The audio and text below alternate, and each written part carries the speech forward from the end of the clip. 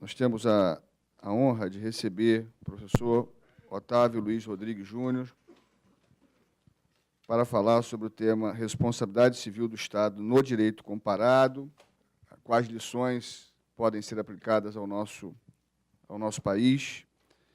Dr. Otávio Luiz Rodrigues Júnior é professor, doutor do Departamento de Direito da Faculdade de Direito da Universidade de São Paulo, onde cursou o seu doutorado, é mestre em Direito pela Universidade Federal do Ceará e pós-doutor pela Universidade de Lisboa. De modo que, para não perder a oportunidade de ouvi-lo, passo a palavra para iniciar a sua exposição. E, no momento seguinte, ouviremos meu querido amigo e colega Carlos Edson Monteiro, que vai falar sobre a relação jurídica do Estado com relação a danos causados à sua imagem e à sua honra. Doutor Luiz Otávio, Vossa Excelência tem a palavra. Cerca de 40 minutos, uma hora. Doutor Flávio Fileman, procurador-assessor do Gabinete do Procurador-Geral, meu caro amigo e colega, professor Carlos Edson Monteiro, que, para além das virtudes acadêmicas como professor, tem ajudado a cultura jurídica brasileira já há alguns anos com as suas publicações pessoais e com a atualização das instituições de direito civil do professor Caio Mário da Silva Pereira, que eu tenho recomendado todos os anos aos meus alunos do Largo São Francisco. Cumprimento o professor Anderson Schreiber e agradeço a gentileza do convite que me foi formulado para vir aqui à Procuradoria-Geral do Estado pela primeira vez para falar às senhoras e os senhores.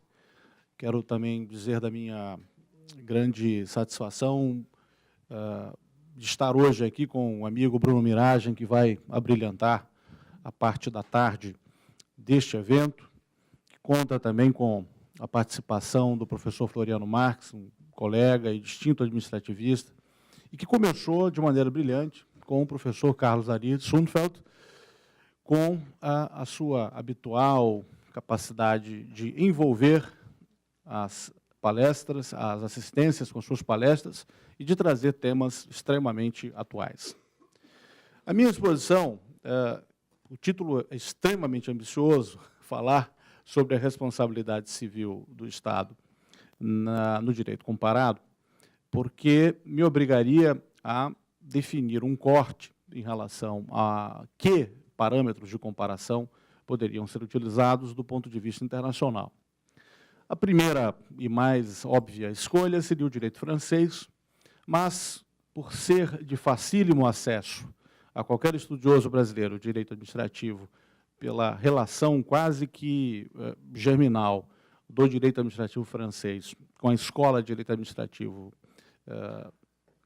predominante no Brasil desde do século XX, eu optei por construir a minha exposição de um modo diferente.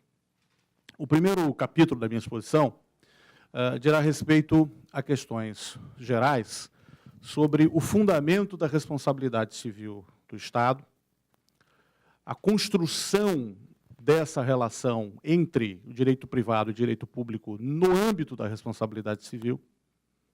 Isso é um tema muito interessante, especialmente quando nós observamos esse tema a partir da ótica de outros países que lidam com o direito civil, e eu vou usar essa expressão, espero não ser mal entendido, de maneira mais respeitosa do que nós, no Brasil, lidamos com o direito civil nas relações com o direito administrativo.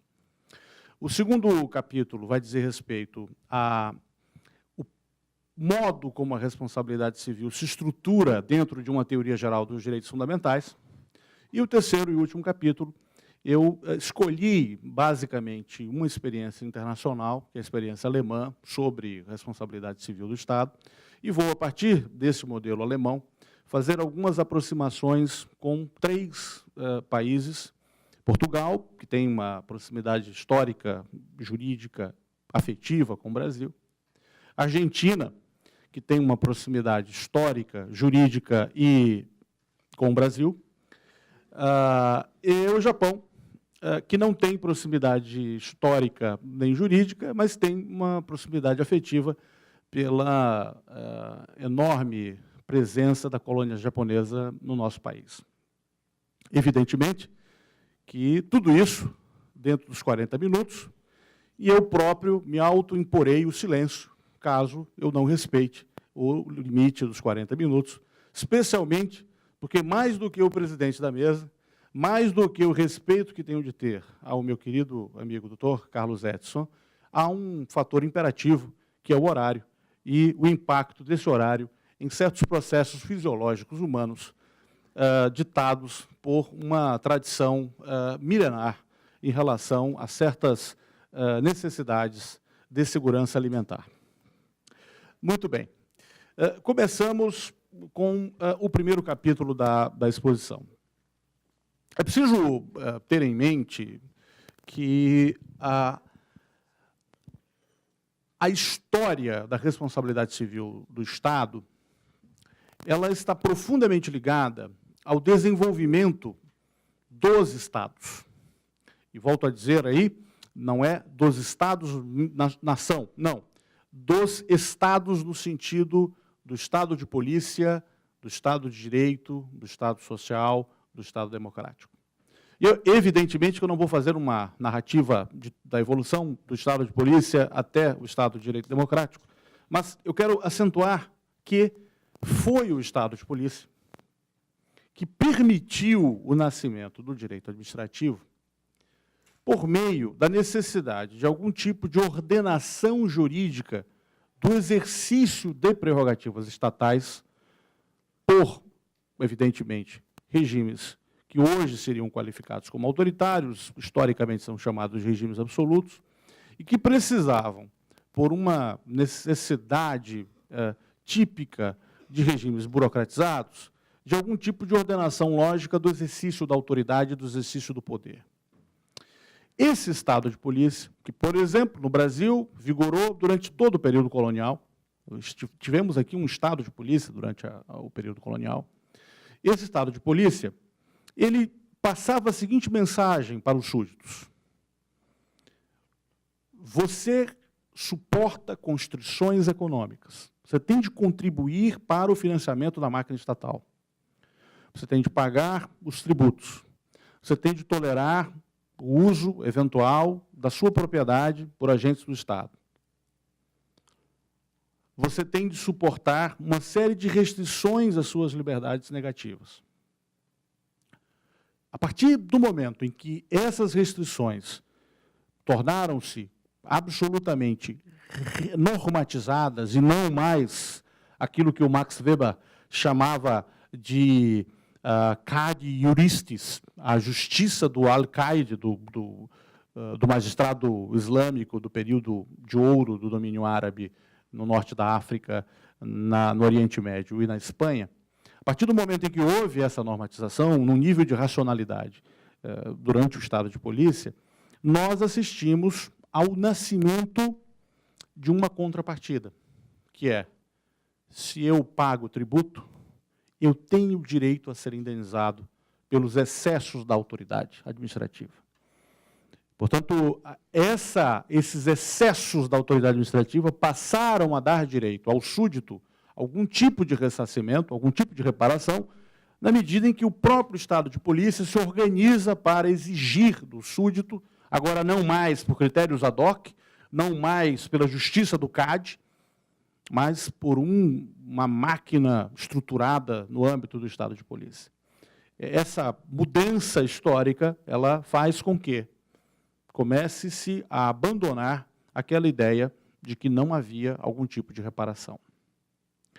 Na sequência desse processo, nós assistimos a uma etapa da história dessas relações entre o súdito e o Estado, que vem a ser a necessidade de encontrar um fundamento para essas reparações.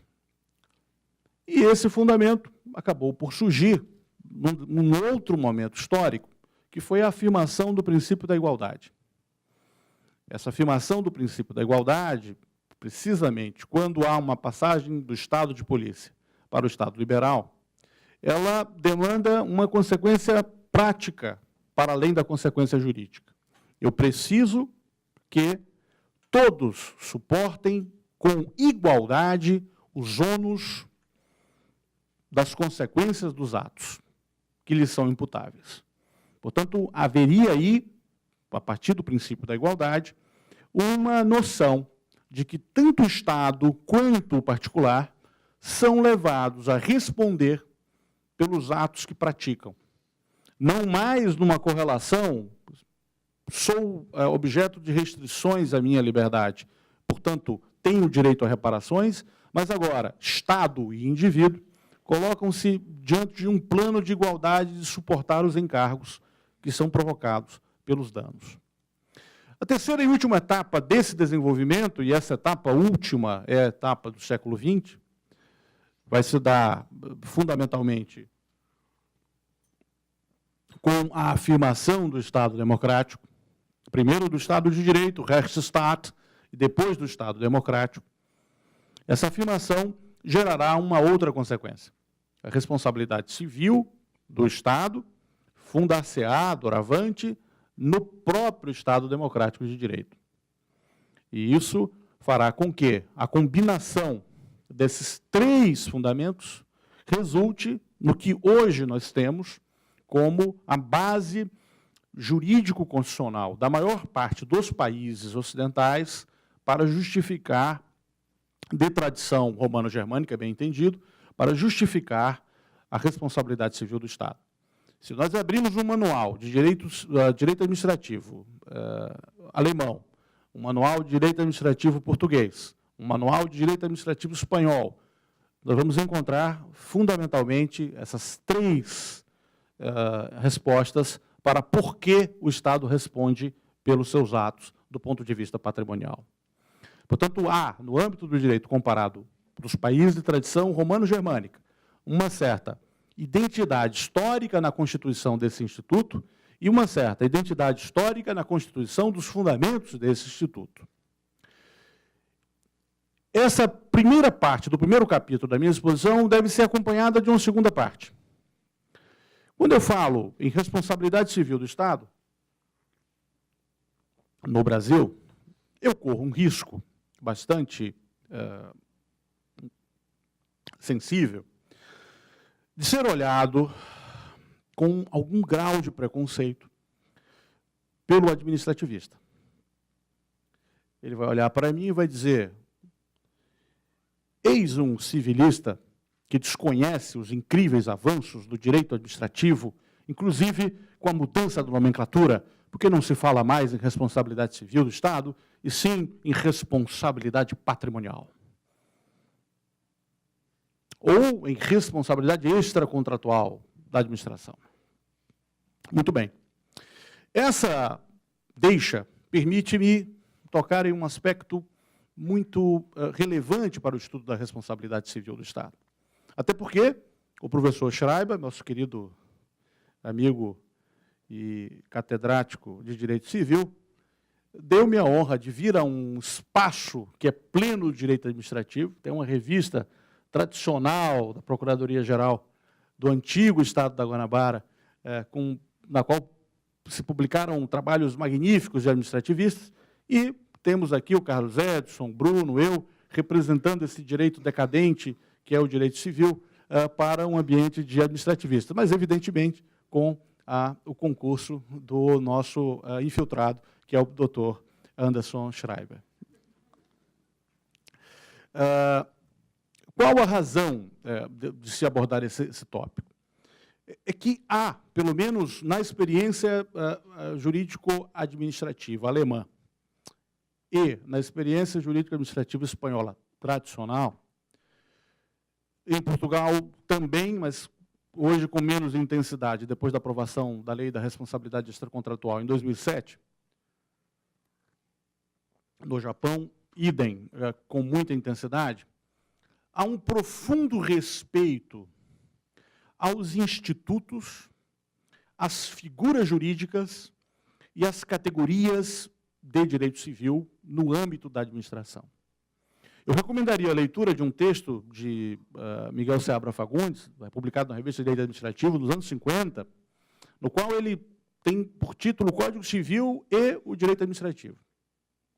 E ele desenvolve uma série de afirmações muito atuais, como, por exemplo, a de que o direito administrativo, por ser uma ciência mais jovem, se apropriou da metódica do direito civil e também de diversos dos seus institutos, suas categorias e figuras jurídicas. Tendo, evidentemente, com o tempo, a possibilidade, por meio legislativo ou por meio da jurisprudência, de adaptá-los, transformá-los para a experiência jurídico-administrativa. Porém, se nós formos olhar em textos de direito administrativo alemão recentes, 10, 15 anos, para colocarmos assim, nós vamos encontrar a teoria dos dois estágios, que fundamentalmente afirma o seguinte: um contrato é um instituto de direito civil, a responsabilidade é um instituto de direito civil. A relação que a administração acaba por estabelecer com um súdito, com um cidadão, ou com um particular, em um modelo do que se chama em alemão do direito privado administrativo, ela é, em um primeiro estágio, absolutamente privada. Apenas e tão somente em relação a esses institutos, a essas categorias e a essas figuras jurídicas, vão se aplicar as exigências do ius imperi, que torna a administração diferenciada dos sujeitos privados. Portanto, um contrato que a administração vá celebrar com um particular é um contrato que tem natureza jurídica privatística, mas que, em um segundo estágio, que pode ser um antecedente ou consequente, vai se regular por institutos de direito administrativo. Portanto, o procurador que analisa um contrato de locação de um imóvel para o Estado do Rio de Janeiro, ele o faz porque uma autoridade instaurou o processo, determinou que um subordinado praticasse uma série de atos, como levantamento de propostas de outros imóveis, uma definição, uma declaração de que não há próprio estadual adequado para aquela finalidade, a obtenção de uma série de certidões, a vistoria no imóvel para verificação de se ele está adaptado para deficiente, se há o cumprimento de regras do Corpo de Bombeiros, enfim, há toda uma prática de atos antecedentes de caráter administrativo que diferenciam aquele contrato de um contrato de direito privado, mas ele não deixa de ter natureza jurídico-privatística de um contrato. Ele não altera a sua natureza jurídico-privatística por se submeter a essas etapas antecedentes. Da mesma maneira como podem acontecer, na fase subsequente à assinatura do contrato, também uma série de particularidades do direito administrativo, como, por exemplo, a publicação do extrato no Diário Oficial, como, por exemplo, a necessidade de renovação de certidões, como, por exemplo, a submissão da execução daquele contrato a determinados parâmetros de controle interno que não seriam exigíveis para contratos privados sem a participação da administração pública. É por isso que nós vamos encontrar em qualquer manual de direito administrativo alemão ou espanhol páginas e páginas dedicados às teorias que tentam explicar a grande dicotomia, como chamava Norberto Bobbio, ou como Budlinski vai chamar de diferenciação sistemática do direito privado e do direito público. Da mesma maneira, esse raciocínio é aplicável à responsabilidade civil do Estado.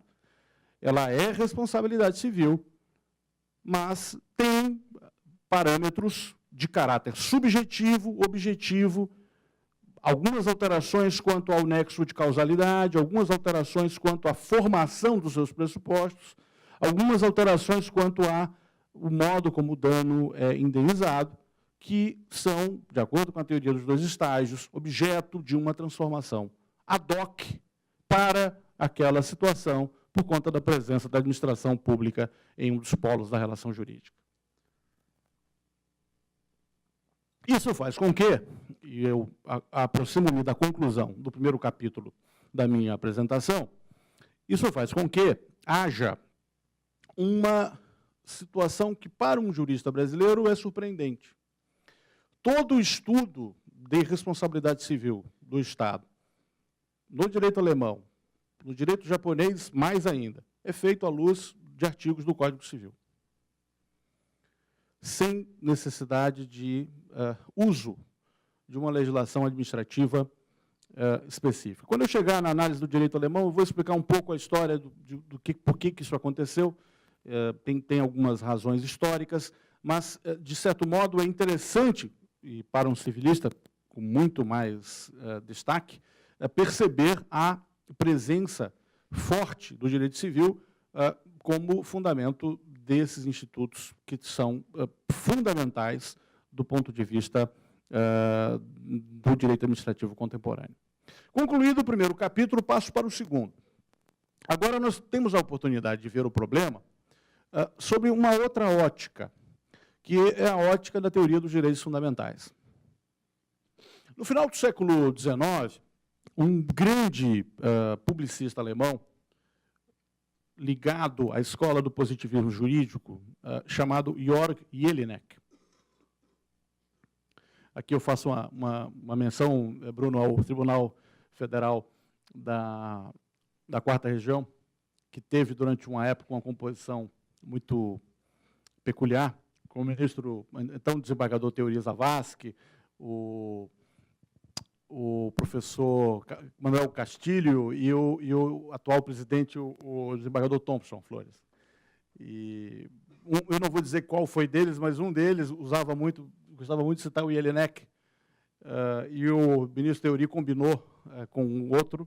O ministro Teori eu posso falar porque, enfim, ele era um dos autores da brincadeira. Eles interromperam a leitura do voto desse desembargador e disse: o senhor está se referindo a Walter Jelinek ou Georg Jelinek? Acabou a sessão. Ele não sabia, afinal de contas, qual dos dois ele estava citando. Algum assessor aprontou esse voto e o desembargador ficou vencido.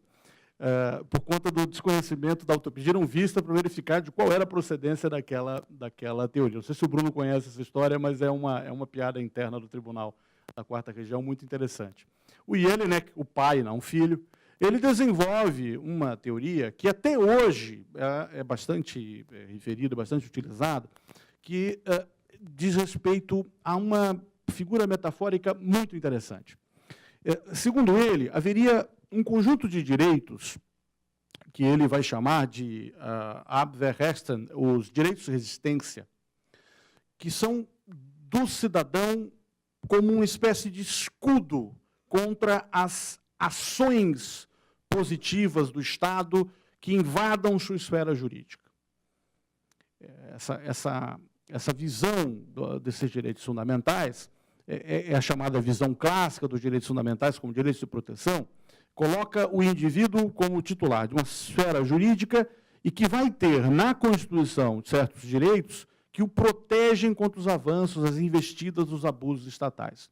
O clássico é o direito de propriedade. Nós poderíamos indicar vários outros, como direito à liberdade locomotiva, direito à liberdade de associação, uma série de direitos que colocam o indivíduo como uma espécie de indivíduo armado como escudo protetor contra a administração. O segundo grupo que o Jelinek vai desenvolver, que valeria uma espada, são as liberdades positivas. Eu tenho um status que me permite arrancar do poder público determinadas prestações que me são perfeitamente exigíveis por viver em uma comunidade. Ao tempo dele, a segurança pública, a quantidade de prestações exigíveis era muito pequena. Poderíamos falar em segurança pública, serviços postais, na época estavam se desenvolvendo, em alguns estados do transporte. Mas no século XX vai ter uma explosão dessas liberdades positivas, essas possibilidades de, por meio de uma espada, arrancar do Estado determinadas prestações.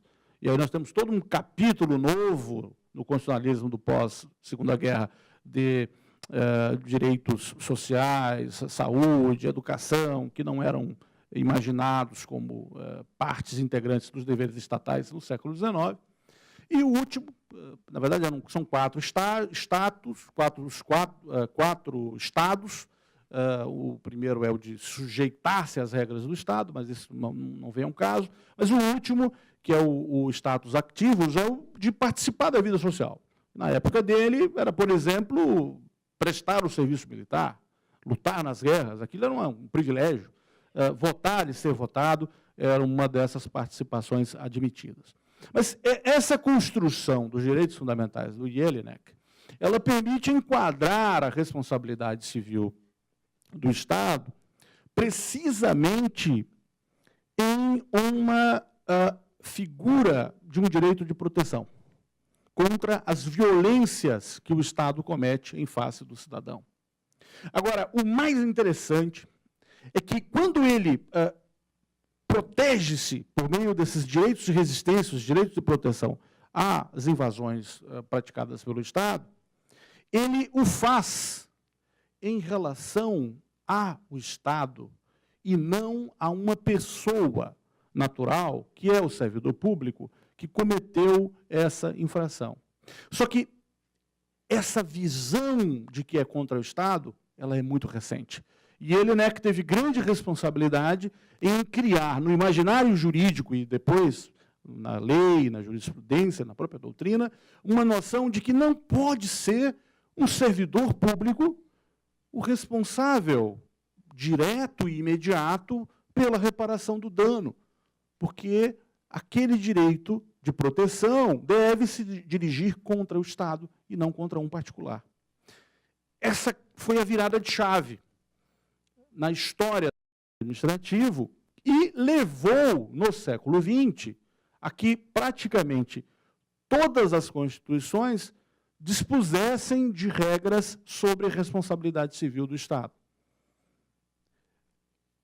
O interessante é que, em razão desse histórico quase multissecular, nós não temos uma clareza em muitos países, a Alemanha é um deles, diferentemente do que existe no Brasil, em relação à esfera de responsabilidade do servidor e a esfera de responsabilidade do Estado. Isso, para nós, pode ser uma causa de grande atraso, para eles pode ser uma causa de grande avanço. É o que nós veremos agora, no terceiro capítulo da minha exposição, considerando que o segundo ele tem uma finalidade preparatória.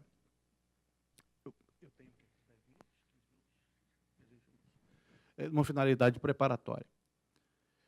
Chegamos, então, ao foco do problema, ao núcleo do problema, que é como se organiza essa responsabilidade civil do Estado em uma perspectiva comparada, tendo já anunciado que o meu eixo de comparação será o direito alemão.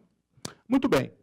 Eu tenho a grande vantagem de usar o parâmetro do direito alemão como instrumento comparatístico pela recente história jurídico-administrativa alemã pós-unificação. Não só jurídico-administrativa, mas jurídico-civilística, enfim. A história jurídica alemã é uma história de muita facilidade de comparação do ponto de vista do que nós entendemos por Alemanha, porque até 1871 eu não tinha Alemanha. Eu tinha um conjunto de estados que, por algum tipo de arranjo, desde o Sacro Império Romano Germânico, depois a Federação Germânica e as uniões aduaneiras formadas no século XIX, que usavam essa marca Alemanha, mas não existia uma Alemanha como uma unidade estatal soberana. Portanto, eu tenho um marco, 1871, e a partir daí eu tenho como estudar esse processo de evolução numa perspectiva comparatística muito rica. Primeiro, um detalhe interessantíssimo. Não havia competência imperial para regular a matéria da responsabilidade administrativa. Essa era uma competência dos Estados-membros do Império Alemão. Pelo menos na Constituição Guilhermina foi assim deliberado. Qual foi a consequência prática disso, que até hoje rende os seus efeitos? Eu tenho uma legislação de responsabilidade civil no Código Civil. E foi deixado para os Estados e para a legislação dos Estados uma margem para regular a responsabilidade civil dos seus servidores por atos praticados nas suas áreas territoriais. Isso gerou um efeito muito interessante. A responsabilidade civil alemã, até hoje, se reconduz como norma central ao Código Civil alemão. Ainda hoje estão em vigor algumas normas do período imperial da responsabilidade administrativa nos estados. Inclusive, são aplicadas. Tem algumas normas do estado da Prússia que ainda vigem, que se aplicam a outras unidades, mas é o Código Civil o instrumento nuclear dessa responsabilidade. Tendo aquela definição, nós passamos para um segundo estágio, que vai ser a Constituição, a Lei Fundamental de Bonn, de 1949, que vai, e aí é o sentido técnico da palavra, vai constitucionalizar a responsabilidade civil do Estado por meio da elevação da norma ao status constitucional, mas o fará sem descurar do Código Civil e do papel do Código Civil como unificador do Instituto.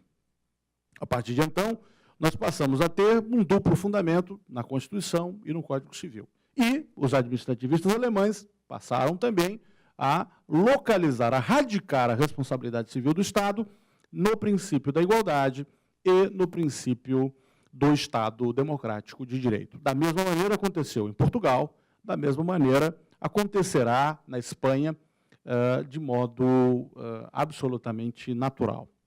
Esse novo modelo de responsabilidade civil pós-1949, na verdade, poderia ser dito que é vinho novo em odres velhos.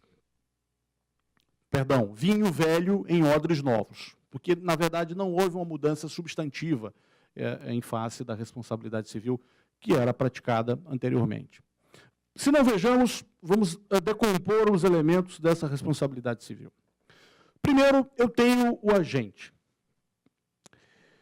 É extremamente confusa essa distribuição de responsabilidades entre o agente, o servidor público e o Estado. Por duas razões. A primeira é que a Alemanha possui níveis de servidores públicos, por ser um Estado federal, muito parecidos com a realidade brasileira. Eu tenho os antigos servidores imperiais, que são os servidores federais, e tenho os servidores das unidades estatais, das unidades estaduais alemãs, como nós temos no Brasil. E, em paralelo a esse grupo, nós temos um universo de trabalhadores, de empregados, que também atuam, eventualmente, na administração pública, com regimes de contratação contratação temporária, contratos que se renovam a cada ano, ou mesmo aquilo que no Brasil se chama de terceirização, mas lá não tem esse caráter, porque o vínculo é um vínculo direto, mas lembra muito que havia aqui até a década de 70 de pessoas com carteira de trabalho, CLT, vinculadas ao Serviço Público Federal. Esse modelo alemão, portanto, ele tem um parâmetro de comparação com o Brasil, mas é totalmente diferente do modelo francês. O modelo francês não tem a figura do estatutário, não tem a figura de grupos, e aí eu vou usar uma expressão que nos atinge, porque também sou procurador,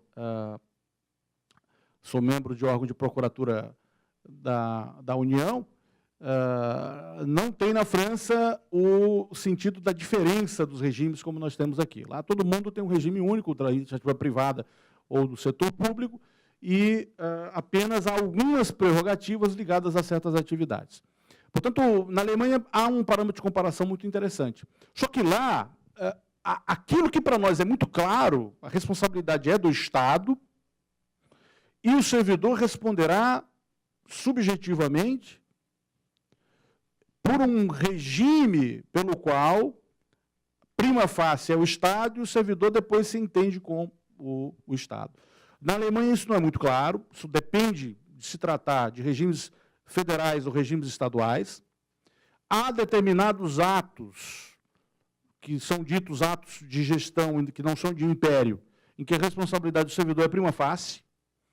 Exemplos clássicos, atos que podem causar danos ligados à atuação do servidor em contratos administrativos privados. Ou algo que no Brasil é uma zona muito cinzenta, se não estiver devidamente caracterizado que aquele ato ilícito foi cometido em missão, a responsabilidade será do servidor isoladamente. Então, tem alguns casos célebres aqui da jurisprudência brasileira, como o policial militar que usa a arma no período de folga e mata uma pessoa, ou o motorista de automóvel que volta para casa com um automóvel depois de ter cumprido a missão, mas porque a repartição fechou. Isso é muito comum, depois de 10 horas fecha a garagem da repartição, ele é autorizado a levar o carro para casa. Atropela e mata alguém. Aqui haveria uma discussão muito interessante sobre se ele não estaria aparentando atuar a serviço e, portanto, se aquilo não recairia na regra geral. Lá não, claramente isso não é ato que seja imputável ao Estado, é o servidor que responde pessoalmente. Portanto, há uma série de hipóteses nas quais há uma responsabilidade direta do servidor. Mas, e aí entra em cena a peculiaridade do modelo alemão, a própria jurisprudência do BGH, do Tribunal Federal, que seria o equivalente ao nosso STJ, ela diz o seguinte, ele vai responder, mas tem limites a que não levem a uma condição vexatória, ou seja, pode parcelar o valor da indenização, pode-se condená-lo para reparar o dano, mas isso não pode levá-lo a uma condição de miserabilidade. Portanto, há esse problema com relação ao sujeito. A segunda diferença é com relação ao regime da responsabilidade objetiva ou subjetiva. A responsabilidade administrativa é baseada na culpa. A responsabilidade civil do Estado na Alemanha é baseada na culpa. Se formos para Portugal, Espanha e Japão, também vamos encontrar a regra do princípio da responsabilidade subjetiva fundada na culpa. O Brasil, portanto, nesse aspecto,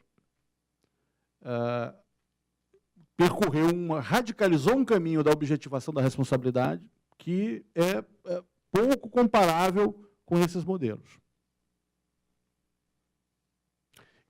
E faço uma observação. Eu fui atrás do porquê dessa preocupação de não ampliar excessivamente a responsabilidade e as hipóteses de objetivação da responsabilidade. E alguns manualistas e monografistas alemães explicam. Há um custo muito alto de reparar esses danos. Nós não temos como impor essa responsabilidade ao Estado. A baixa possibilidade do Estado recobrar do servidor que praticou o ilícito aquele prejuízo que ele teve, e isso evita demandas infundadas ou levianas. Outro aspecto relacionado a essa opção feita pelos alemães e que tem reflexo nos direitos de outros países romanos germânicos, como, por exemplo, Portugal. Portugal é tão preocupado com isso que aqui no Brasil a discussão dos anos 90 sobre denunciação da lide do servidor público na hipótese de responsabilidade civil do Estado, lá virou, por lei, um dever de denunciação. E um dever de propositura de ação regressiva contra o servidor. E aí, o que os tratadistas portugueses dizem? O histórico é de que não há propositura dessas ações. O que era uma possibilidade, agora, por lei, virou um dever jurídico do Estado propor essas ações. Depois de tê-lo chocado com relação à prevalência do regime subjetivo, é importante agora atenuar um pouco o choque e falar de algumas exceções. Existem algumas exceções, claro. Uma delas é a famosa teoria da falta da administração, que é francesa, mas também aplicada na Alemanha, aplicada em Portugal, quando há a chamada falta da administração ou quando há a chamada culpa anônima. Nesse caso, não é que se objetiva no sentido técnico que se dá no Brasil, mas eu elimino alguns, aí eu uso uma expressão que o professor Schreiber popularizou no país, eu elimino um filtro da responsabilidade para tornar mais fácil o acesso à reparação. Eu não vou ficar tendo que provar a culpa de quem, se eu não sei quem cometeu individualmente aquele ato. Então, isso é uma exceção. Há uma outra exceção, que essa é portuguesa, que é a ideia do risco. Os portugueses, você vai encontrar autores dizendo, como Fausto Quadros, dizendo que é um risco proveito, e outros vão falar que é um risco criado. Ninguém fala em risco administrativo, mas há um risco inerente a certas atividades, mas não é qualquer atividade, diferentemente do Brasil, que se criou a ideia do risco administrativo no sentido quase que objetivo da qualificação do que é risco administrativo. Lá não, são certas atividades e que, por sua natureza, é uma natureza eminentemente produtora de risco e, portanto, geraria uma exceção à regra da culpabilidade. E uma outra possibilidade de atenuar a ideia, outra possibilidade não, uma outra forma de atenuar a responsabilidade subjetiva, que é padrão em Portugal, Espanha, mas não é no Japão, na Alemanha é admitida na jurisprudência, é a inversão do ônus da prova na propositura dessas ações. Terceiro aspecto que é importante nós destacarmos, a teoria fundamental da causalidade. Qual a teoria que fundamenta a causalidade na responsabilidade civil do Estado na Alemanha? A teoria da causalidade adequada. O que, de certo modo, é a teoria geral da responsabilidade civil como um todo, em todo o sistema jurídico alemão, é a responsabilidade baseada na causalidade adequada como default, como padrão para a responsabilidade civil do Estado. E não se admitem modelos ad hoc para o direito administrativo. Quarto ponto, a questão do dano reparável. O dano reparável vai ser basicamente ligado à extensão do prejuízo sofrido.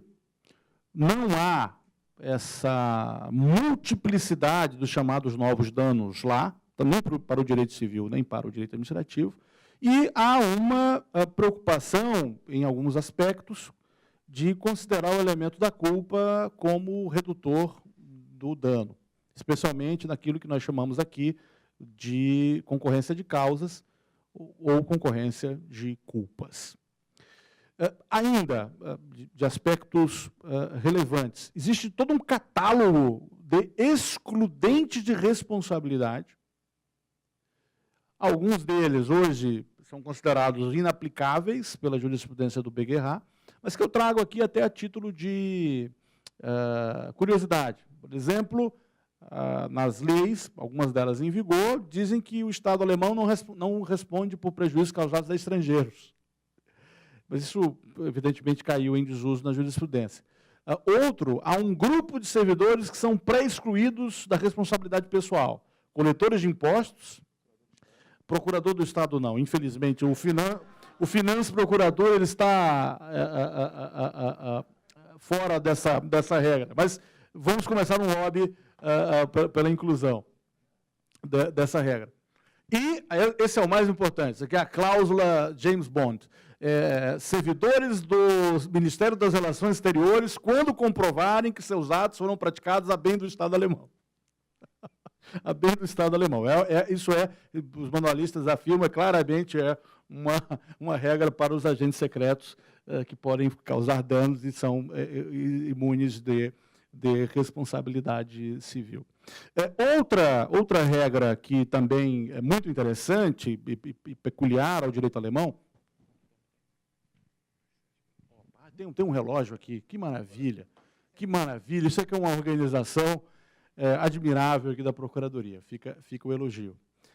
O problema todo é eu responder pelos danos causados à assistência por ultrapassar o tempo. Daí a minha preocupação, mas com o relógio, apesar dos meus 11 graus de miopia, eu tenho condição de acompanhar aqui o grau da extensão dos danos. Uma outra questão curiosíssima é quando há uma prática de dano simultânea por um agente do Estado e um particular, o princípio da subsidiariedade. Ele entraria em cena. Se a vítima tiver de processar, alguém terá de ser o particular. O Estado só responderia se o particular não tivesse como arcar com os prejuízos. Então, o exemplo também de manual, que é um exemplo da jurisprudência. Um policial e o dono de um hotel expulsam um hóspede indevidamente, causando danos. E aí a gente pode pensar em eventos que aconteceram recentemente em São Paulo, em uma determinada zona central da cidade, ligada a um típico específico de consumidores de substâncias, enfim. A vítima teria direito à indenização, sem dúvida, se fosse injustificado o ato. E contra quem? Contra o dono do hotel, ou da pousada, ou daquilo que me ensinaram recentemente, que ninguém fala mais pousada, fala hostel, né? E só em último caso, mas esse tipo de hipótese subsidiária está sendo eliminada na jurisprudência do Beguerra. Conclusivamente, tanto em relação à Alemanha, quanto em relação a Portugal, Espanha, há um regime, portanto, de prevalência da responsabilidade subjetiva com algumas hipóteses de atenuação e de algum tipo de objetivação, mas o nível de complexidade do modelo da responsabilidade civil é, por si só, um meio inibidor para uma ampla gama de hipóteses indenizativas, como nós temos aqui no Brasil. No caso, e deixei por último, do nosso país irmão, a Argentina, lá houve um processo muito parecido de incorporação da responsabilidade civil do Estado. Nós vamos ter a primeira decisão de Tribunal Superior na década de 30 do século passado, reconhecendo a hipótese de responsabilidade civil. Até hoje, a matéria é centralizada no Código Civil argentino. Não há uma lei geral de responsabilidade civil. Há leis esparsas, como, por exemplo, responsabilidade civil contra sentenças criminais injustas e algumas situações específicas. E eles acompanham esse modelo de dualidade da responsabilidade subjetiva e da responsabilidade objetiva. Em todos esses países referidos, também, nos últimos 20 anos, menos no Japão, houve o surgimento e o desenvolvimento de duas tendências de reparação de danos, por ato legislativo e por ato judicial. Tem havido uma forte preocupação da doutrina com relação a essas hipóteses de responsabilidade, que no Brasil não são muito desenvolvidas.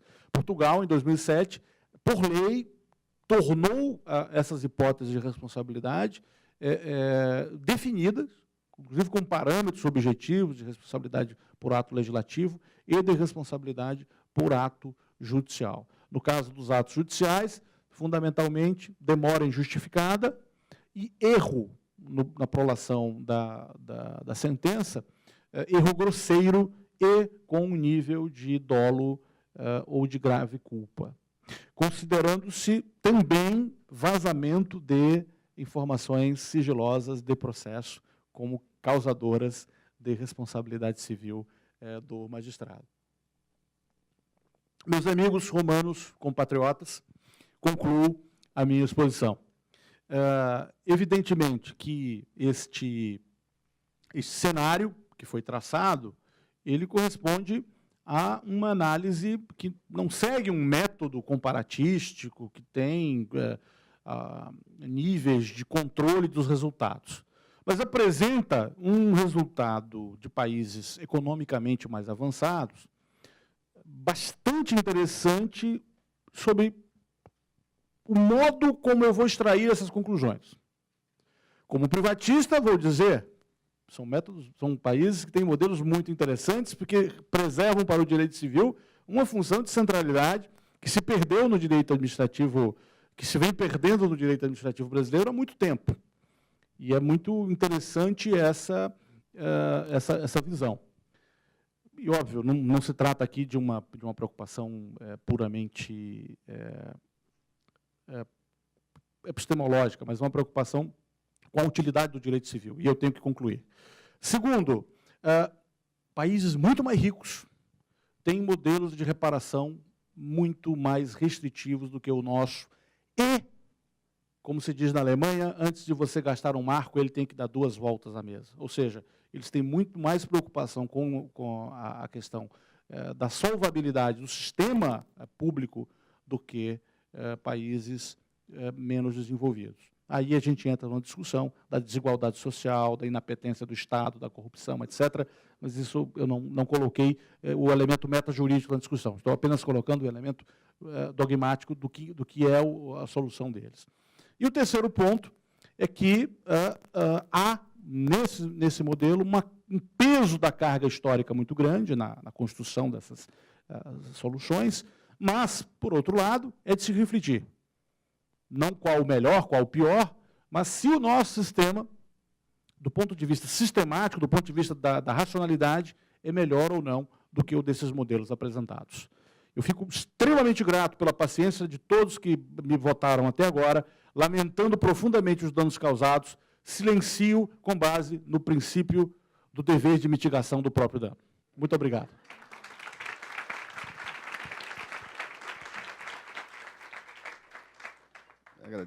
Agradeço a lúcida e enriquecedora palestra que acabou de ser proferida pelo professor Otávio Luiz Rodrigues Júnior.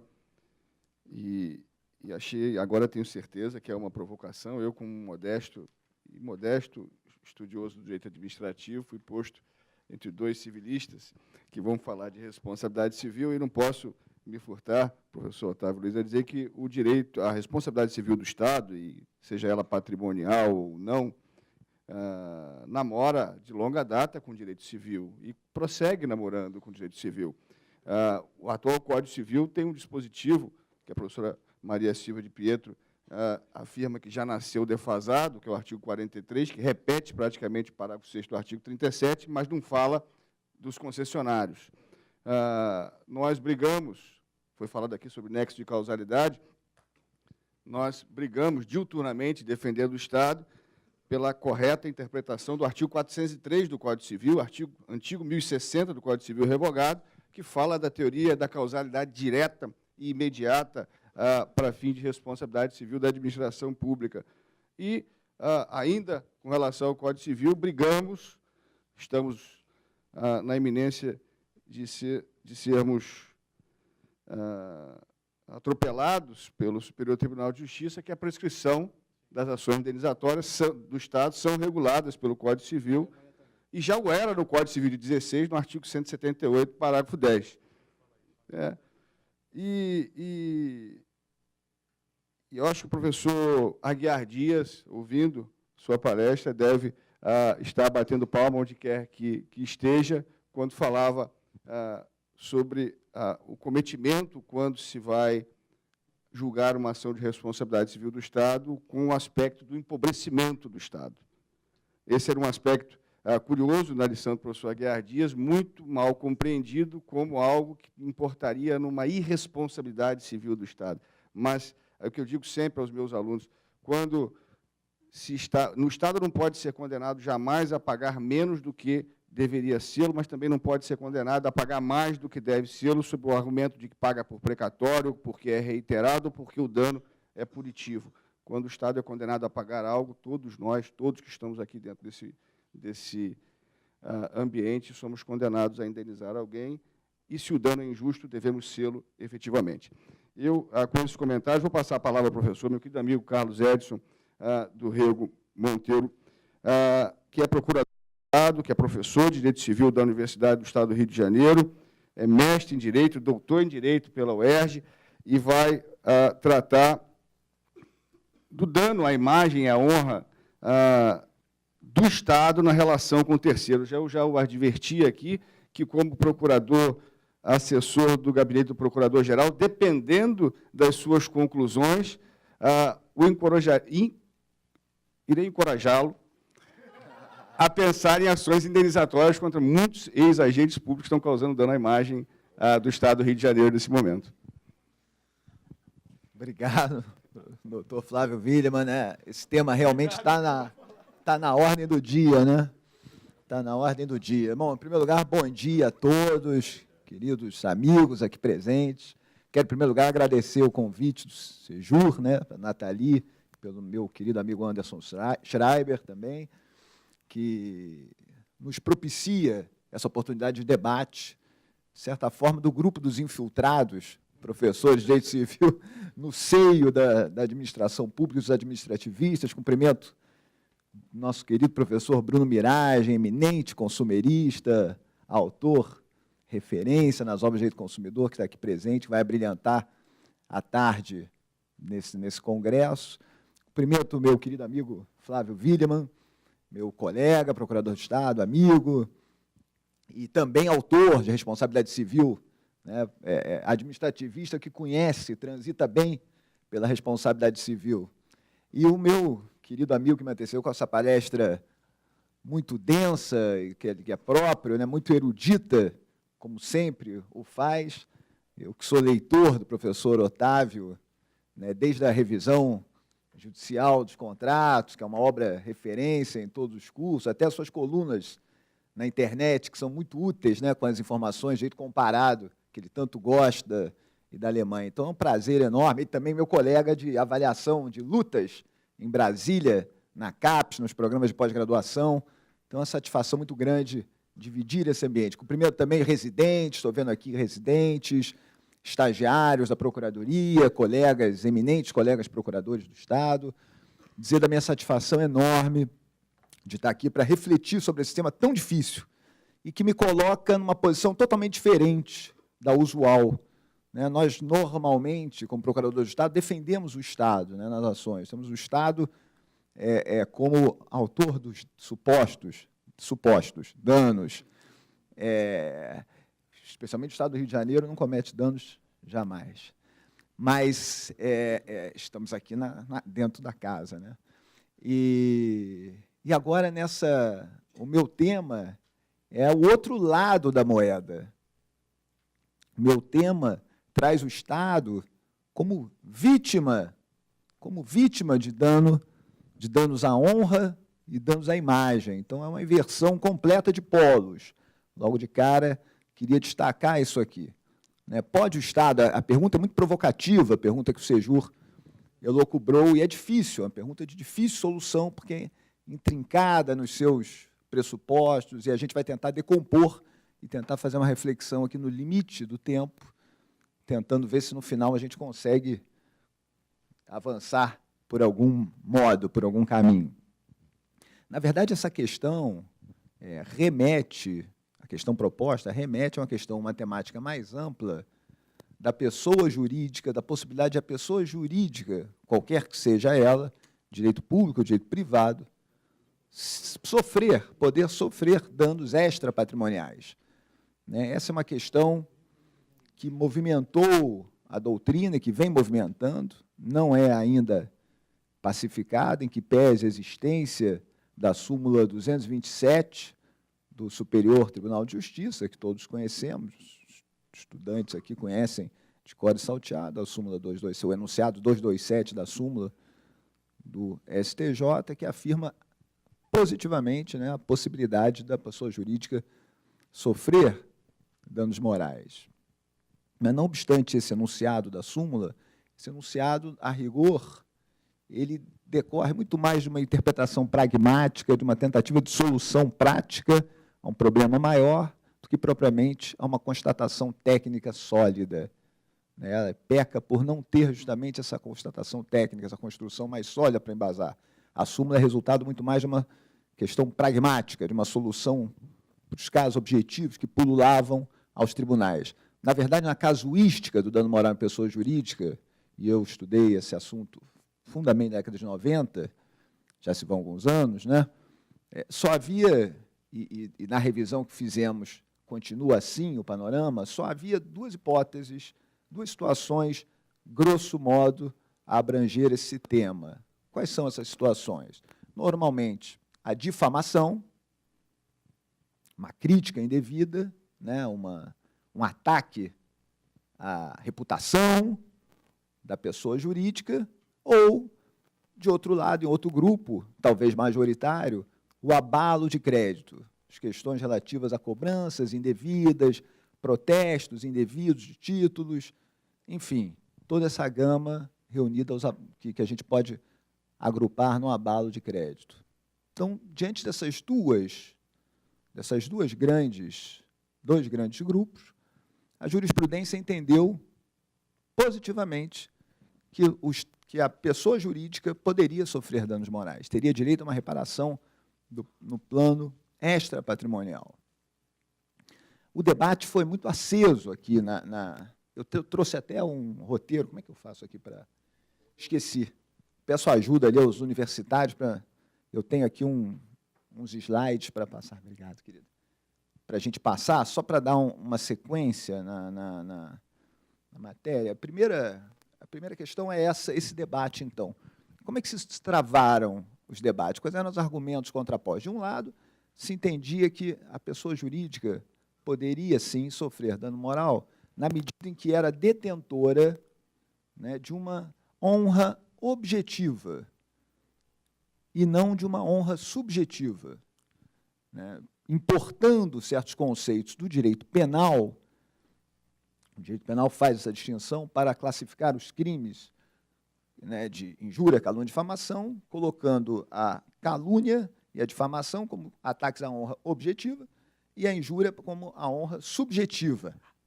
Obrigadíssimo. Como a honra subjetiva, né?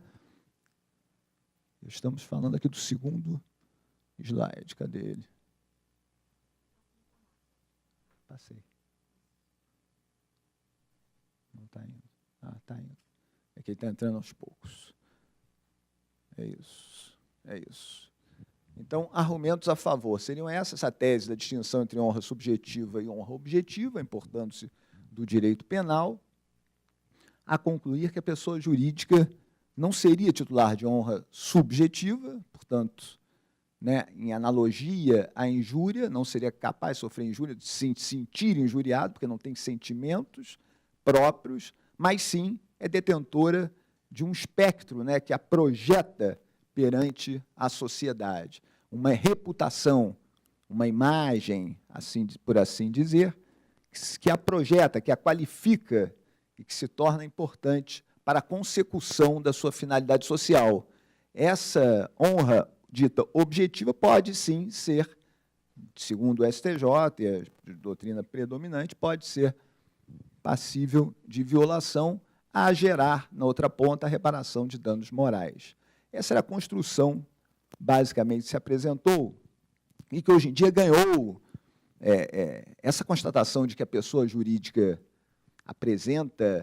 ostenta uma honra objetiva, ela, em que pese ser muito criticada ainda do ponto de vista da sua essência, porque honra é uma característica própria do ser humano. Recentemente li uma crítica muito bem formulada numa tese da USP, de titularidade, de doutorado, sobre esse aspecto, e muito interessante também, muito firme nas críticas, até filosóficas, né, de que a pessoa jurídica não pode ser titular de honra nenhuma.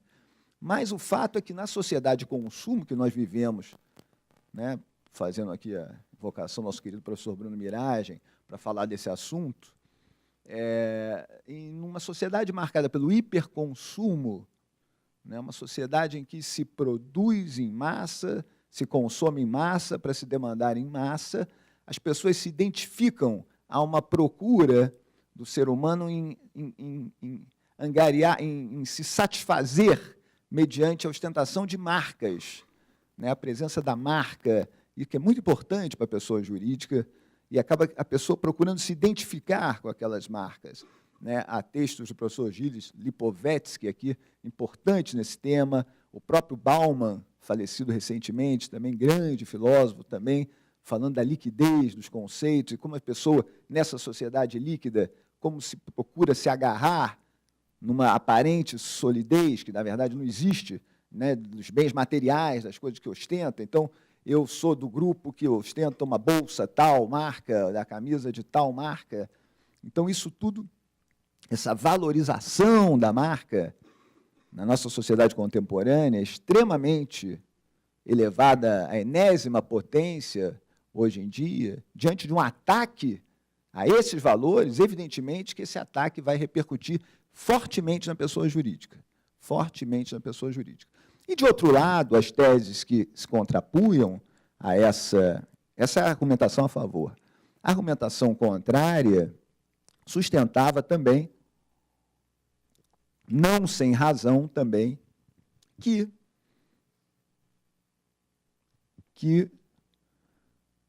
a pessoa jurídica é incapaz de sentimentos, é incapaz de sofrer os danos que são existenciais, que são próprios da pessoa humana. A pessoa jurídica é uma concepção de personalidade, que a gente pode lembrar a discussão desde as teorias de ficção, uma criação científica, desde o século XIX, na Alemanha, o professor Otávio aqui presente, e tudo isso, mas, de fato, direitos existenciais não existem relacionados à pessoa jurídica.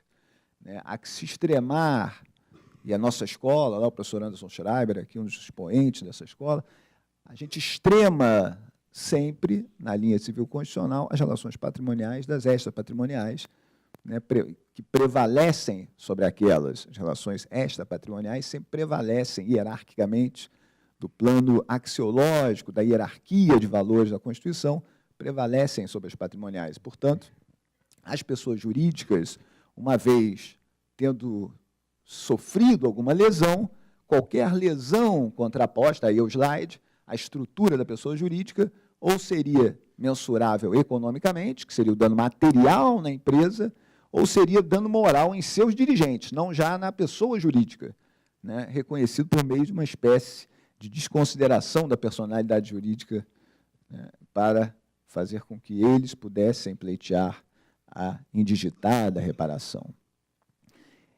Essa teoria foi, desde o advento da súmula, portanto, 227, em 1999, no STJ, mesmo naquele momento, havia vozes dissonantes. Havia as vozes do ministro Eduardo Ribeiro, na época, ministro Carlos Alberto Direito, que era do STJ, também manifestando-se em sentido contrário ao espírito da súmula, que, como se viu, é apenas um artifício. Se trata de apenas uma construção artificial para se consagrar a possibilidade de reparação nas hipóteses difíceis. Uma outra questão relacionada e imbricada a essa da possibilidade de danos morais em pessoas jurídicas é justamente também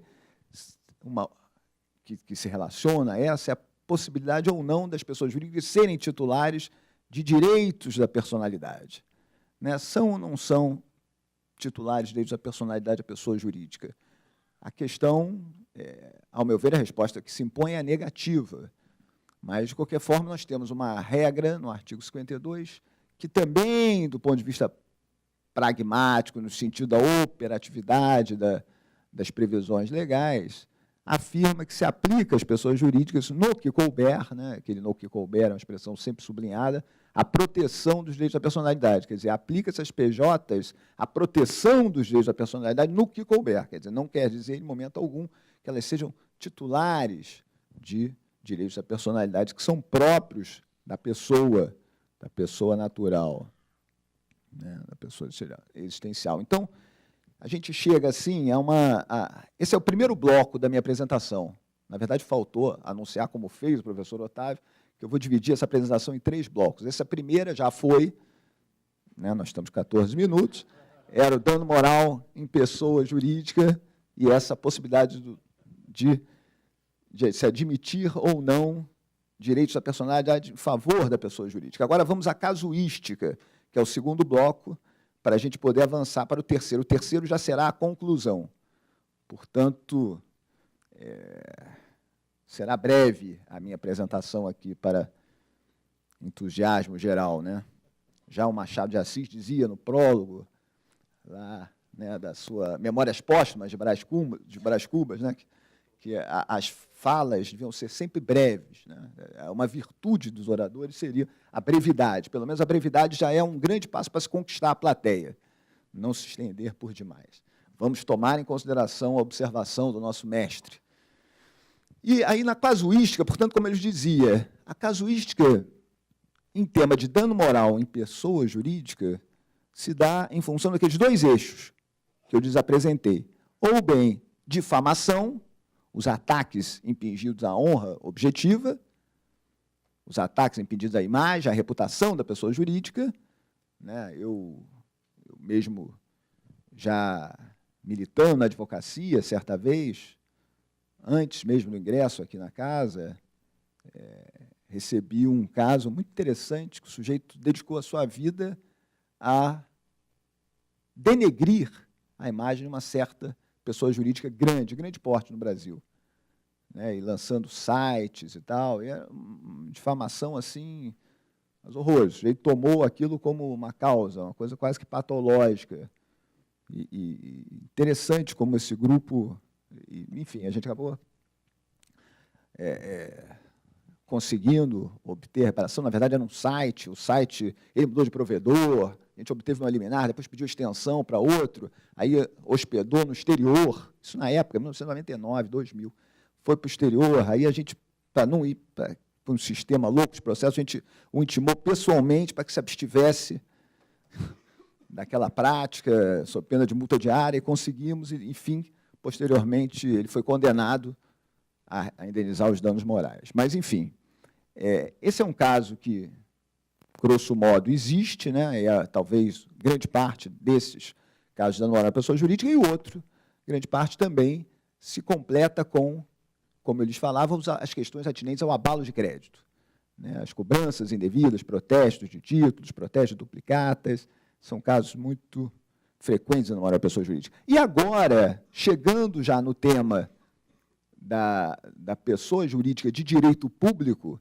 se acrescenta um terceiro elemento aqui, um terceiro grupo de casos que a gente se depara na investigação científica do assunto, que são os casos relativos à improbidade administrativa, né, que, em tempos de Lava Jato, né, nos preocupa a todos, né? O tema está na ordem do dia. Aqui, no particular, há um julgado, há um acórdão, que é esse que vocês estão vendo aí no slide, do ministro aqui do Rio de Janeiro, Luiz Felipe Salomão, que é um emblemático no assunto. Esse caso é multicitado, multireferenciado, constitui um acórdão paradigma da história, e se disse aqui que, na verdade, ele não é de... Ele está no primeiro grupo, portanto, estamos na difamação, tá? Só para situar aqui. Primeiro grupo, difamação. Depois a gente vai falar ainda da casuística da improbidade. Em tema de difamação, diz aqui o acordo: direito civil constitucional, responsabilidade civil, informações veiculadas em rede, rádio e televisão, ação indenizatória por dano moral juizada por município contra o particular, eu li o acordo, muito interessante. Impossibilidade, direitos fundamentais, pessoa de direito público, reconhecimento limitado, né? Ele diz aqui que, no que tange a direitos fundamentais, a pessoa jurídica de direito público só seria titular dos direitos fundamentais de ordem processual, apenas de ordem processual, e aqueles voltados contra o Estado. Então, somente seria titular a pessoa jurídica, nos termos desse acórdão paradigmático, dos direitos fundamentais de ordem processual ou voltados contra o Estado, não já contra o particular. A súmula 227 constitui solução pragmática à recomposição de danos de ordem material de difícil liquidação, os microdanos, potencialmente resultantes do abalo à honra objetiva da PJ. Cuida-se, com efeito, de resguardar a credibilidade mercadológica e a reputação negocial da empresa, que poderiam ser paulatinamente fragmentadas por violações à sua imagem, o que, ao fim e ao cabo, conduziria a perda pecuniária na atividade empresarial. Porém, esse cenário não se verifica no caso de suposta violação à imagem ou à honra de pessoa jurídica de direito público, se existente. Então, ele termina, esse acorda é multicitado. Depois, eu lhes trago aqui outras hipóteses de difamação, aqui já de 2016, no Tribunal de Justiça de São Paulo, 30/11/2016, um acórdão recente, autora, pessoa jurídica de público, veiculação de matérias, também veiculação de matérias em jornal, também difamação. Né? Com diversas opiniões e informações em relação ao autor, pretensão e indenização por danos morais à pessoa jurídica de público, impossibilidade. A pessoa jurídica de direito público não tem direito à indenização por danos morais relacionados à violação da honra ou da imagem, ação improcedente mantida. Né? O pedido da ação, né, julgado improcedente, se manteve. E ele cita aqui o RESP lá que a gente citou antes, né, do Salomão, que é o paradigmático. Outro caso, notem bem, então, no fundo, a gente vai ver que na casuística do dano moral à pessoa jurídica, dano moral à pessoa jurídica de direito público, há uma contrariedade muito interessante que desafia os estudos, os estudiosos, entre a palavra da jurisprudência, que se consolida e que vai se cristalizando em sentido contrário a essa possibilidade, e a palavra absolutamente majoritária da doutrina de direito administrativo, que admite a possibilidade de dano moral em favor da pessoa jurídica do público, como a gente vai ver adiante. Uma outra observação que merece, esse caso é muito interessante, né, isso saiu no Conjur, professor Anderson Schreiber, no Conjur, dia 10/1/2009, a AGU, por meio da Procuradoria Regional Federal da Segunda Região, ingressou com uma ação contra a revista Rio for Pares, Rio para Festeiros, que chama as brasileiras consideradas popozudas de máquina de sexo bunduda e define os bailes de carnaval como festa ao ar livre com atividade de semi-orgia. O objetivo foi retirar de circulação a revista sob pena de multa, pagamento diário de R$10.000 por dia. Quer dizer, aqui o Estado, a rigor, é um caso muito interessante, né, e que o Estado, a rigor, não está exercendo a legitimação ordinária, né, não fala por danos a si mesmo, causados contra si mesmo, mas sim com uma espécie de legitimidade extraordinária, danos à coletividade, à sociedade brasileira, né, pelo menos aproximadamente 50% da sociedade brasileira que teve aí a sua honra ou a sua imagem, de certa forma, abalada com essa notícia, né? Sem entrar nos aspectos individuais de liquidação de cada caso. Umas pessoas se sentem mais ofendidas, outras menos, outras podem até se sentir louvadas aqui mas não importa aqui essas considerações de personalidade de cada um. Vamos lá. Um outro caso muito interessante da jurisprudência aqui, em tema de difamação, esse é muito interessante, muito curioso, professor Otávio, não sei se acompanhou esse, em 1999, o Estado de Minas ajuizou a ação em face da União e do presidente da República e do presidente do Banco Central. Era tempo em que o governador de Minas era o então ex-presidente Itamar Franco, e ajuizou a ação contra o presidente do Banco Central, Armindo Fraga, que, em palestra em Nova York, proferida a investidores, disse que, olha, invistam no Brasil, mas não invistam em Minas. Em síntese, era isso. Minas é uma loucura, saiam fora de Minas, não invistam lá, é arriscado, é preocupante, não recomendo, enfim. E aí, esse caso é muito interessante porque contrapôs, na discussão desse processo, duas personalidades jurídicas, dois grandes autores jurídicos que depois se transformaram em ministro supremo, posteriormente, né? O defensor da União, na época, era o ministro Gilmar Mendes. E, por Minas, estava lá na Procuradoria do Estado de Minas, a ministra, nossa presidente do Supremo Tribunal Federal, Carmen Lúcia. Então, acórdão extremamente interessante. Depois de muita briga, a procuradora do Estado, e depois de muita discussão, a ação tramitou, e só em 2004, se eu não me engano, aí mudando já o governo do Estado de Minas, se fez um acordo e se pôs fim à demanda indenizatória no Supremo Tribunal Federal. Então, é decisão interessante porque Minas se sentiu vilipendiada, né? O Estado de Minas Gerais vilipendiado, atingido em sua honra, atingido em sua imagem, por conta da fala do presidente do Banco Central brasileiro, e no exterior, ainda por cima. Então, os argumentos são riquíssimos, é muito interessante, eu recomendo, depois vocês anotando aí os dados, a leitura. E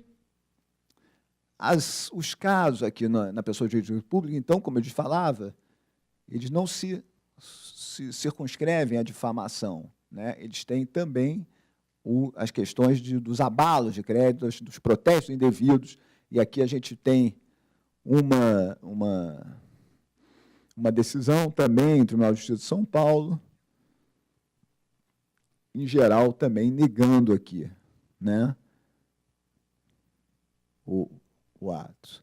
E aí chegamos à improbidade administrativa, que é o terceiro grupo, então, né, dentro dessa casuística, que é essa divisão tripartite que a gente fez. Né, os atos de improbidade administrativa, eles geram ou não geram, afinal de contas, dano à honra, dano à imagem do Estado, lato sensu, da pessoa jurídica do público. Né, eu cito aí o artigo 12, né, especialmente o inciso 3º, cuja multa prevista aí de até 100 vezes o valor da remuneração, uma multa altíssima, e que para parte da doutrina, lembrando aqui o professor Juarez Freitas, né, lá da PUC, do Rio Grande do Sul, e que defende essa tese, que isso aí, na verdade, aqui se tem uma previsão de ressarcimento de danos morais ao Estado por essa multa. Essa multa teria essa natureza de servir, teria essa função de servir de reparação de danos morais a favor do Estado. Eu não vou me arriscar muito aqui na improbidade administrativa, não. Tenho medo aqui, por respeito aos administrativistas, né? Vou ficar mais na área civilista e também por respeito ao horário. Aí tem mais outra decisão, aí tem uma decisão de 2008, que, curiosamente, aqui admitiu a possibilidade, essa Corte de Justiça pacificou a possibilidade de dano moral contra a pessoa jurídica, 227, nada justifica a exclusão da pessoa jurídica do público, já que um ato ímprobo pode gerar um descrédito, um desprestígio, que pode acarretar o desânimo dos agentes públicos e a descrença da população, que, inclusive, prejudique a consecução dos diversos fins da atividade da administração pública, com repercussões na esfera econômica e financeira. Esse é um acordo que, curiosamente, no contexto geral das decisões que são contrárias, admitiu aqui a possibilidade, justamente no ato de improbidade administrativa, da pessoa jurídica sofrer danos morais.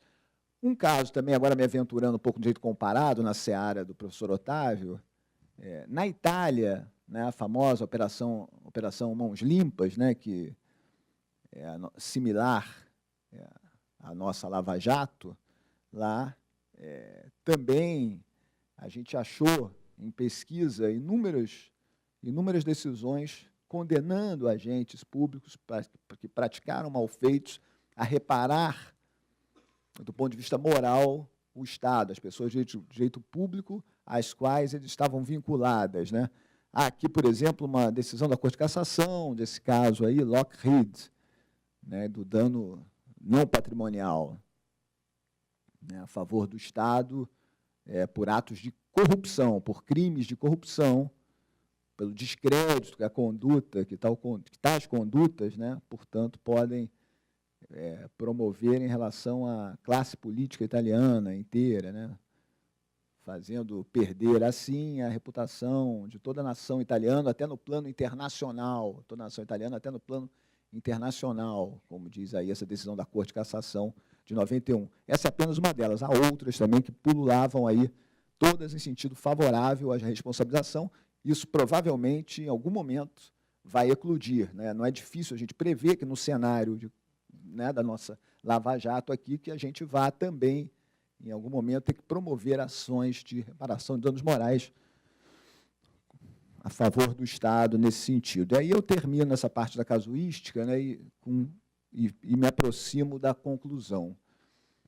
Aqui, em tema de conclusão, pessoal, a pergunta que me foi formulada é o seguinte: pode o Estado sofrer dano à honra e dano à imagem? A resposta é afirmativa.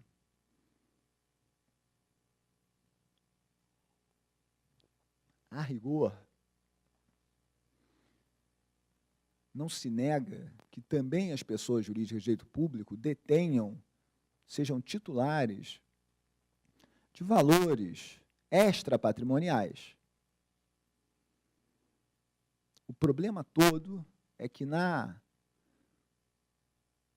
confrontação dos efeitos da lesão que se projeta sobre a pessoa do ofendido, esses reflexos vão ser sempre patrimoniais. Ou seja, há dano à honra? Sim. Há dano à imagem? De certa forma, sim.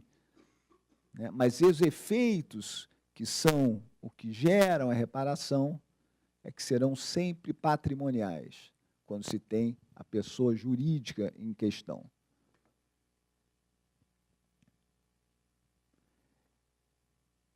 Não é, portanto, e isso eu tenho repetido enfaticamente a alguns ex-alunos meus aqui presentes, não é, portanto, a natureza jurídica do bem tutelado, do interesse tutelado, que define exatamente a espécie de dano.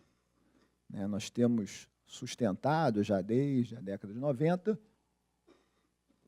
que o dano, na verdade, é o efeito da lesão e, portanto, há que se superar. É tempo de superação da velha discussão que nós, civilistas, empreendemos em tema de dano moral na responsabilidade civil, entre as concepções subjetivistas e objetivistas. Se digladiam essas duas teorias, basicamente a teoria subjetivista dizendo que o dano é o sentimento de dor, de angústia, de humilhação, são os sentimentos produzidos na vítima pelo ato antijurídico. E, de outro lado, as teorias objetivas sustentando que o dano moral é igual à lesão aos interesses extrapatrimoniais das pessoas. Uma coisa, portanto, é diferente totalmente da outra. Uma coisa é dano igual à lesão, para as teorias objetivas, dano é igual à lesão. Para as teorias subjetivas, dano é igual a efeito da lesão. Portanto, é diferente chamar efeito da lesão de dano. Tanto assim que, de uma lesão, a bem existencial, como seja a integridade física, integridade psicofísica, pode decorrer dano material e dano moral. E, da mesma forma, há um bem jurídico patrimonial, como os bens com valor de afeição, ou como interesses ou bens jurídicos outros, como a relação com entes queridos, pode também, a partir da perda de um ente querido, decorrer, ou de um bem de valor de afeição especial, decorrer danos patrimoniais ou morais, que podem ser cumulados sempre na reparação, nos termos da jurisprudência consolidada do STJ, do enunciado 37, da jurisprudência do STJ. Então, há que se superar, de certa forma, essa dicotomia, as teorias objetivas se subdividem, isso é matéria para um outro congresso. Há quem defenda que o dano moral é igual à lesão à personalidade, como o professor Paulo Lobo, que diz que não há danos morais fora da órbita da personalidade. Há quem defenda que o dano moral é violação da dignidade humana, a professora Maria Celina Bonan de Moraes é firme nesse conceito. A lesão à dignidade humana é que caracteriza o dano moral, nos seus substratos de igualdade, de solidariedade, de fraternidade e integridade psicofísica. E há quem defenda que a terceira subcorrente objetiva, que o dano moral é o dano ao patrimônio ideal, a concepção de um patrimônio ideal, que foi adotado em alguns projetos de leis que não foram adiante e que vem da década de 70, numa contradição in terminis, né, engendrada por patrimônio moral, se é que existe isso. E, de outro lado, os subjetivistas projetando nos efeitos de dor, de sentimentos negativos, etc. Hoje em dia, não. Há que se ver os efeitos da lesão, pegando uma carona nas teorias subjetivas, mas não subscrevendo integralmente esse aspecto do sentimento, de prova do sentimento de dor, mas sim para se ver a projeção desses efeitos na pessoa do ofendido. Então, pode-se superar aqui as questões atinentes aos incapazes, né, aos danos morais de incapazes, ou mesmo de pessoas jurídicas, né, se é que existem ou não. Na verdade, nas pessoas jurídicas, o que se tem, então, é, de um lado, no plano da lesão, a lesão atinge bens jurídicos extrapatrimoniais da pessoa jurídica. É correto se dizer isso? Sim.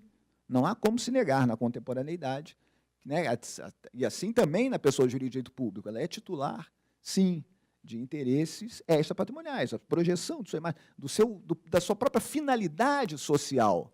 Ela existe para funcionar, né? Seja ela destinada a distribuir lucros para os seus sócios, dividendos para os acionistas ou não, né? Seja ela, ainda que seja filantrópica, ainda que seja sem finalidade econômica, sem finalidade lucrativa, ela precisa de condições econômicas para bem cumprir o seu mistério. Né? Há até a parte da doutrina que sustenta aqui a função social da propriedade, a função social da empresa, que produz, que recolhe impostos, né? Que tem todo esse aspecto, né, importante. Então, a pessoa jurídica é titular desses interesses, desses interesses extrapatrimoniais, por um lado. Mas os efeitos dessa lesão, a titularidade desses valores extrapatrimoniais, se projetam na estrutura da pessoa jurídica sempre como efeitos patrimoniais. Sempre como efeitos patrimoniais. De dificílima comprovação, muitas vezes. Às vezes não, às vezes é evidente.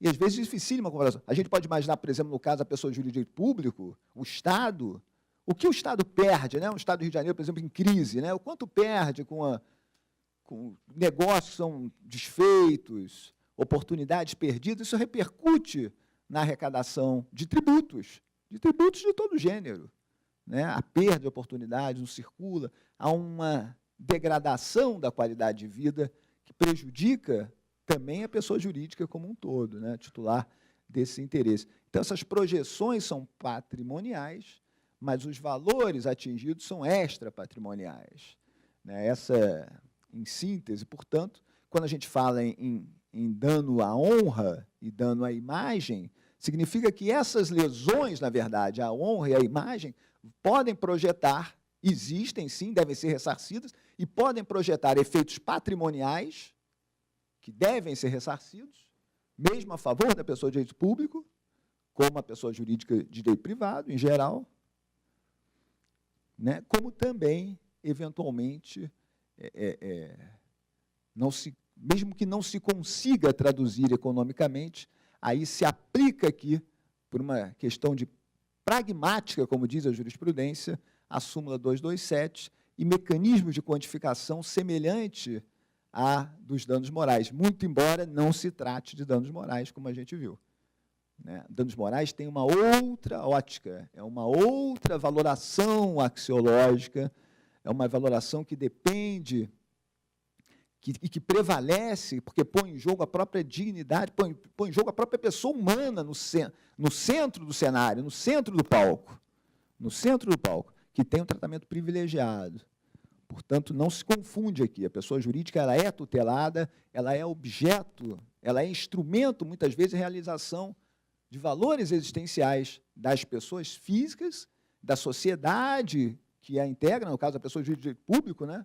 É importante, como é importante para atingir a consecução das políticas públicas e satisfazer os anseios de todo o povo, né? Então, todos esses valores vão ser podem ser atingidos e podem ser objeto de reparação, né?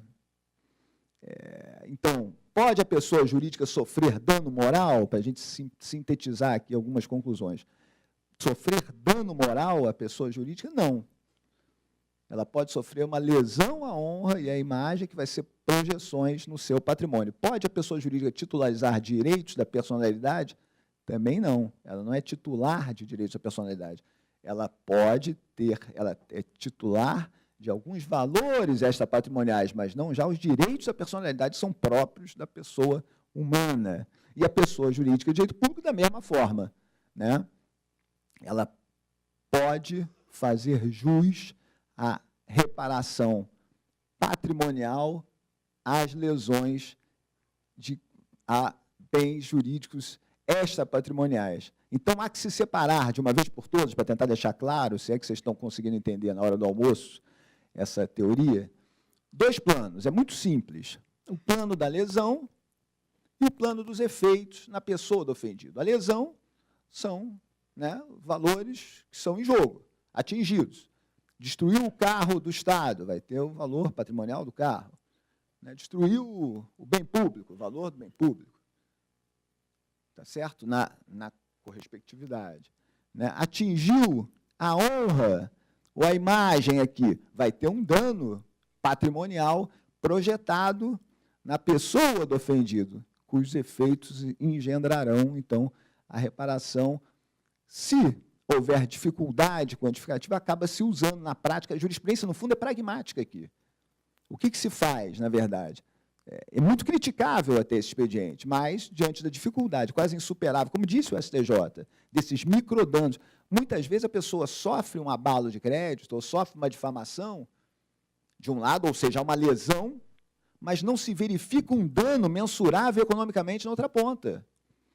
Por inúmeras situações, as circunstâncias são complexas, a marca está sólida, a pessoa se solidarizou, ou aproveitou aquilo ali para fazer aproveitou o problema para fazer uma comunicação de crise que acabou sendo positiva para a imagem, enfim. Não, é difícil essa correlação, esse nexo de causalidade, né, para abarcar, para se comprovar os danos na outra ponta.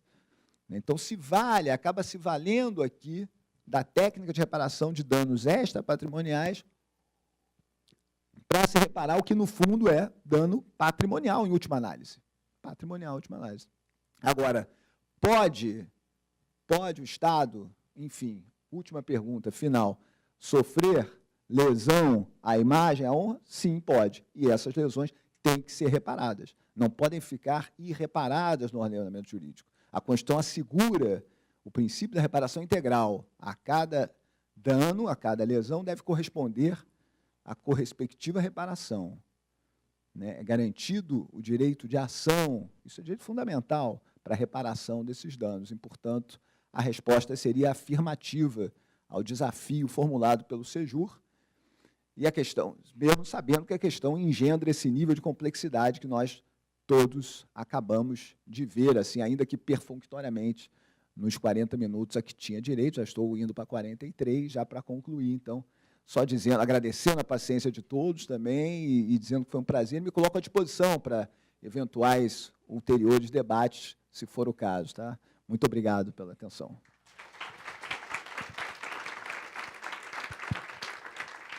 Agradeço a brilhante, didática palestra do meu querido amigo Carlos Edson Monteiro. Enquanto você abordava o tema, me lembrei de um caso concreto, na qualidade de procurador-chefe da Procuradoria de Serviços Públicos, e que trazia exatamente essa discussão. Um determinado jogador de futebol jogava num clube aqui do Rio de Janeiro, foi parado numa blitz da Lei Seca, tinha alcunha de animal, à época, e, detectado com suspeita de embriaguez, foi conduzido à delegacia e proferiu, numa entrevista, a seguinte afirmação: a Polícia do Estado do Rio de Janeiro é uma polícia de M. E um dia recebo aqui na Procuradoria um pedido de um coronel da polícia para ajuizar uma ação indenizatória por conta de uma ofensa à honra da corporação. E eu fazendo um estudo, pedi ao estagiário que fizesse um estudo, e ele, muito audacioso e corajoso, me perguntou: mas, doutor Flávio, periga ter a exceção da verdade. Eu, então, baixei o processo em diligência para que fosse melhor instruído. Ele nunca mais voltou à Procuradoria-Geral do Estado. De modo que agradeço, eu deixei para agradecer o Seju ao final da palestra, e o agradecimento comprovado de que fui aqui colocado para mediar, para presidir uma mesa com 2 ilustres professores que enriqueceram demais o meu conhecimento jurídico, e creio de todos que se encontram presentes, para declarar encerrada essa sessão e convidar a todos para o painel que se iniciará às 14h30, com as palestras dos professores doutora Patrícia Batista, Bruno Miragem, Alexandre Schreiber, presidido pela minha querida amiga Cláudia Freire, que também se faz presente. Bom dia a todos.